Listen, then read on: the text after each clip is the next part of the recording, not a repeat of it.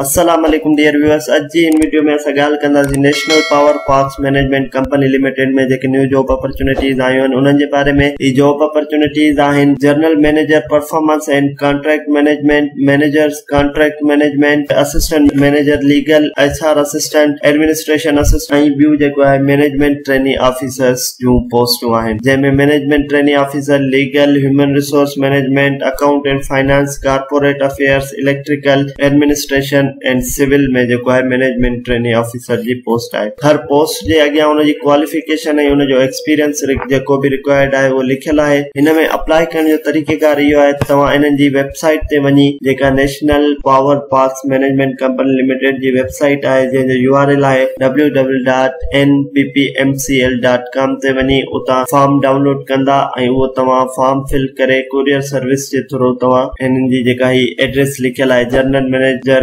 Admin and HR national power parks management company private limited जे ते मोकिलींदा ऐं उन खां अलावा तव्हां njp.gov.pk जे जेको नेशनल जॉब पोर्टल है उन ते ऑनलाइन अप्लाई कंदा। अचो त ॾिसूं था इन में अप्लाई कीअं कजे। सभिनी खां पहिरियां असां nppmcl.com ते वेंदासीं।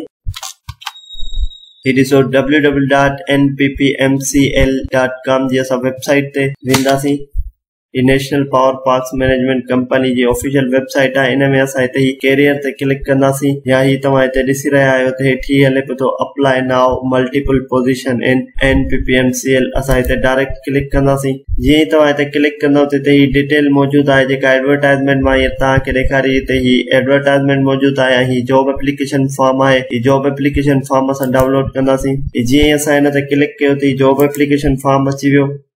ही जॉब एप्लीकेशन फॉर्म है national power parks management company limited जो। इहो तव्हांखे फिल करे ऐं जेको एड्रेस ॾिनल आहे उन्हनि ते कुरियर सर्विस जे थ्रू मोकिलणो आहे ऐं तव्हांखे नेशनल जॉब पोर्टल ते ऑनलाइन अप्लाई करणो आहे। नेशनल जॉब पोर्टल ते ऑनलाइन अप्लाई करण जे लाइ तव्हां मुंहिंजी ॿी वीडियो आहे जेका मां रिसेंटली अपलोड कई आहे फेडरल बोर्ड ऑफ रेवेन्यू में जेके न्यू जॉब अपॉर्चुनिटीज़ आयूं आहिनि उन्हनि जे बारे में। उन्हनि जी लास्ट डेट 9 अगस्त 2022 आहे। तव्हां उन तां फॉर्म ॾिसी करे फिल करे सघो था। नेशनल जॉब पोर्टल ते कीअं फॉर्म फिल कबो आहे, CV क्रिएट कीअं कबी आहे, मींस स्टार्टिंग प्रोफाइल क्रिएशन खां वठी तव्हांजी एप्लीकेशन सबमिशन ताईं उन वीडियो में जेको आहे पूरी डिटेल सां फॉर्म फिल थियल आहे। त तव्हां उतां ॾिसी करे तव्हां पंहिंजी जॉब जो फॉर्म फिल करे सघो था। उमेद था कयूं तव्हांखे समझ में अची वियो हूंदो national power parks management company limited में जेके न्यू जॉब अपॉर्चुनिटीज़ आयूं आहिनि उन्हनि में कीअं अप्लाई कजे। मज़ीद अहिड़नि इंफॉर्मेटिव वीडियोस जे लाइ असांजे चैनल खे लाइक कयो, सब्सक्राइब कयो त जीअं असांजो ईंदड़ नयूं वीडियोस अव्हां ताईं पहुची सघनि। अल्लाह हाफ़िज़।